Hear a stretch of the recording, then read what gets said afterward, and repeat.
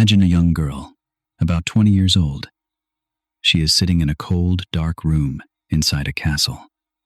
The walls are made of thick stone. The door is locked. The only sound is the river flowing outside. The only light comes from a small window high above her. Armed soldiers stand guard outside. She does not know if she will live or die. She does not know if tomorrow she will leave this place alive or lose everything. This girl has no army. She has no money. She has no friends in power. Her own sister, the Queen of England, put her here because she did not trust her. But this girl will survive. And one day, she will become one of the most powerful rulers the world has ever known. Her name was Elizabeth, and her story begins not with a crown, but with a tragedy. But first, you must understand something about this time. In the 1500s, men ruled England. Kings made the laws. Kings led the armies. Kings decided the future. People expected women, even royal women, to be quiet, to marry well, and to produce sons. No one believed a woman could rule a country on her own. Remember this, because it makes everything that follows even more remarkable. The year was 1533. In a great royal palace near London, a baby girl was born. Her father was King Henry VIII, one of the most famous kings in English history. Her mother was Anne Boleyn, the king's second wife. Henry wanted a son. He wanted a boy who could become king after him. When Elizabeth was born, he was deeply disappointed, but that disappointment was only the beginning. When Elizabeth was just 2 years old, the king had her mother arrested. He accused Anne Boleyn of terrible crimes. Many people today believe the accusations were false, but it did not matter. They put Anne on trial. They found her guilty, and they killed her. Her head was cut off with a sword. Elizabeth was 2 years old. She would never remember her mother's face. After Anne's death, the king declared that Elizabeth was illegitimate. Illegitimate means she was no longer recognized as the king's true daughter. He removed her from the line of succession. Succession means the order in which people have the right to become king or queen. In one moment, Elizabeth went from being a princess to being almost nobody. But this little girl, alone and forgotten, had something inside her that nobody could take away. Elizabeth grew up in quiet country houses, far from the royal court. She had good teachers, and she was a brilliant student. She learned Latin, Greek, French, Italian, and even some Spanish. She loved books. She loved music. She loved learning. But she also learned something else, something more important than any language. She learned to be careful. England was a dangerous place in those years. Her father, King Henry, had 6 wives during his lifetime. He killed 2 of them. The country was divided between Catholics and Protestants. These were 2 groups of Christians who disagreed deeply about religion. Leaders killed people for believing the wrong thing. Elizabeth's older sister was Mary. Mary was Catholic. When Mary became queen in 1553, she ruled with a strong and fearful hand. She believed that all Protestants were enemies of God. She ordered nearly 300 people to be burned for their beliefs. The people of England lived in fear. They gave her a dark name. They called her Bloody Mary. And Elizabeth, who was Protestant, had to be very careful. One wrong word, one wrong letter, one wrong friend. Any of these could have been the end of her. Mary did not trust Elizabeth. She believed her younger sister was plotting against her. Plotting means secretly making plans to do something harmful. In 1554, Mary ordered her soldiers to take Elizabeth to the Tower of London. The Tower was a royal prison. Many people who entered the Tower never came out alive. The Tower of London was a terrifying place. Its walls were thick and cold. The river flowed dark and silent beside it. Her own mother died inside those walls. Elizabeth knew this. She knew she was walking into the same place where her mother died. Can you imagine that? A young woman, only 20 years old, walking through the gates of a prison, not knowing if she would ever leave. Elizabeth sat down on the cold stone steps. According to the old story, she said, "Here sits the most unhappy prisoner in the tower." She stayed in the tower for 2 months.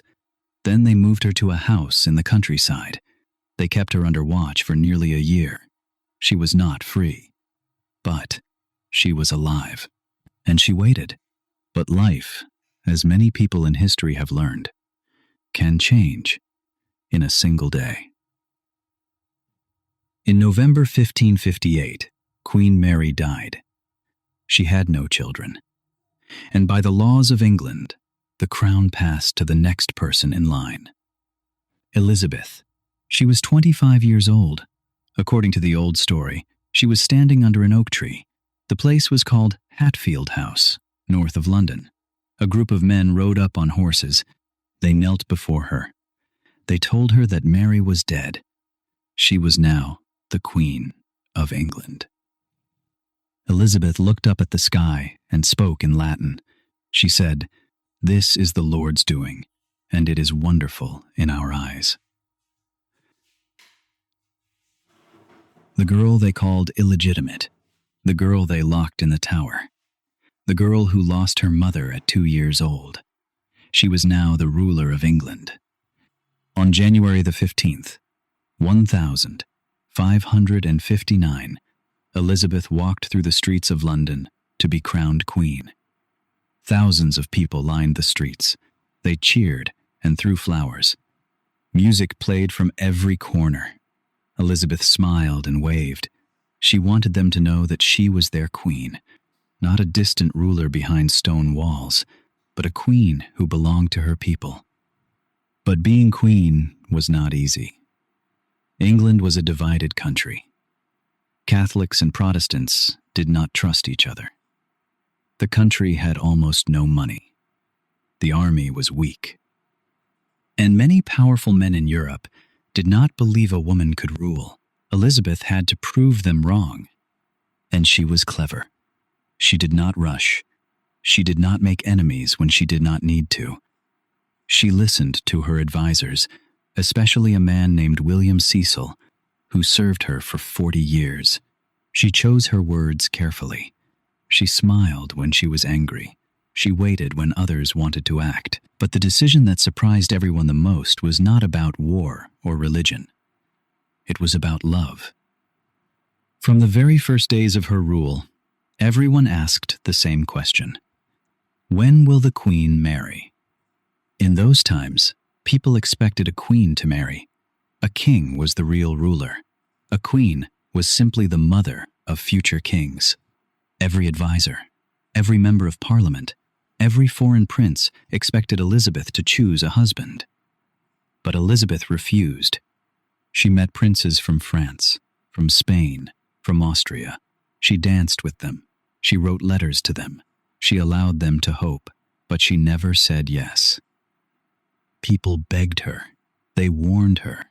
They told her that England needed an heir. An heir is the person who will rule after you. Without an heir, the country could fall into chaos. But Elizabeth had seen what happened to queens who married. Her own mother married a king and lost her life. Her sister Mary married the King of Spain, and he controlled her every decision. Elizabeth did not want to be controlled by anyone. She told her parliament, "I have already joined myself in marriage to a husband, and that husband is the Kingdom of England." End quote. Think about that for a moment. She chose her country over love, over family, over everything. The people began to call her the Virgin Queen, and she wore that name with pride. She kept foreign kings guessing. As long as they believed they might marry the Queen of England, they would not attack her. Her refusal to marry was not weakness. It was a clever plan, but the greatest test of her life was still coming, and it would come from across the sea. In 1588, the most powerful country in Europe was Spain. King Philip II of Spain was angry with Elizabeth. She was Protestant. She was helping the Dutch fight against Spain, and English ships were attacking Spanish treasure ships. Philip decided to invade England. He built the largest fleet of warships the world had ever seen, 130 ships, 30,000 men. He called it the Armada. Armada is a Spanish word that means a large group of warships. The Armada sailed from Spain in the summer of 1588. When the English saw it coming, fear spread across the country. But Elizabeth was not afraid. Or if she was, she did not show it. She put on armor and rode out on a white horse. She went to meet her soldiers at Tilbury, near the River Thames. She stood before her army and gave one of the most famous speeches in English history. She said, "I know I have the body of a weak and feeble woman, but I have the heart and stomach of a king, and a king of England, too." The soldiers cheered. They were ready to fight. On the night of July the 28th, the English sent 8 burning ships into the middle of the Spanish fleet. The fire lit up the dark water. The Spanish captains panicked. They cut the ropes that held their ships in place and sailed away from the flames. The great line of Spanish ships broke apart. The next morning, the English attacked. The battle lasted for hours. The English ships were smaller, but faster. They could turn quickly and hit their targets. Then a great storm came and destroyed many of the remaining Spanish ships. Elizabeth and her small navy had won. A small island nation defeated the most powerful empire on earth. Can you imagine how the people of England felt that day? The queen they had doubted, the woman they had told to marry, she saved them all. After the defeat of the Armada, England entered a time of great energy and confidence. Some people call this period the Golden Age of England. During these years, English ships sailed to every corner of the world. Sir Francis Drake became the first Englishman to sail all the way around the world. Sir Walter Raleigh tried to start the first English town in North America. England was no longer a small island. It was becoming a world power. And something else happened during this time. Something that would last far longer than any war or agreement. The theater was born. A young man from a small town in the middle of England came to London. His name was William Shakespeare. He began writing plays. Romeo and Juliet, Hamlet, A Midsummer Night's Dream. Elizabeth loved the theater. She attended Shakespeare's plays and supported the arts. The English language itself was growing and changing during Elizabeth's time as queen. It was becoming more beautiful and more powerful. Many of the words you are learning today were first written during the time of this one queen. Elizabeth ruled England for 45 years. Her time as queen was the longest in English history at that point, but the final years were not easy. Her closest friends began to die. Her favorite advisor, Lord Burghley, passed away.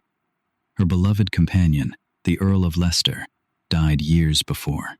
She grew older, and the loneliness she had chosen became heavier. She had no children. She had no husband. The great halls of her palace grew quiet. Sometimes she would sit alone and listen to music, the same music she had loved as a young woman. The crown she carried for so long now felt heavier than ever. She never named an heir until the very end. On her deathbed in March 1603, she finally agreed that James, the King of Scotland, would follow her. He became King James I of England.